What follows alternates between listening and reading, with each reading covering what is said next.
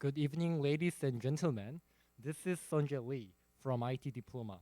Today, I'm going to be introducing about what I have done so far for my students investigating activation. So before I start, I want to ask you a question. Have you ever used GradeCut service before? I think most of you will say yes. So that's what I was working on for my students investigation activity. I'm going to make a start.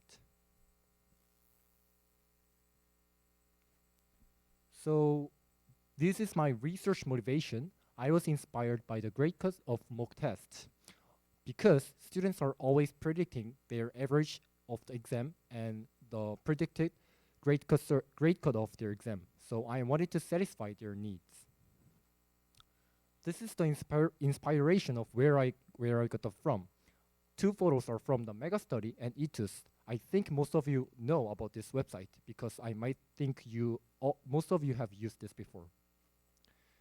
So let's move on to the programming language that I have used and will continue to use for my website.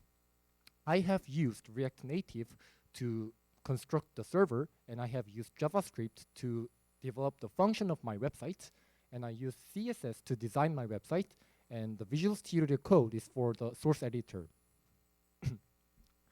This is the codes that I have constructed. I have constructed so many codes, but since I can't explain it all in this short time, I'm gonna just explain these two. The first one is for the dividing the grade cut into the 9 area. And the second photo is for the design of my website, which I used CSS to construct. So this is the workspace that I have done so far. I want you to know that I have not finished yet, but I'm gonna finish in short time.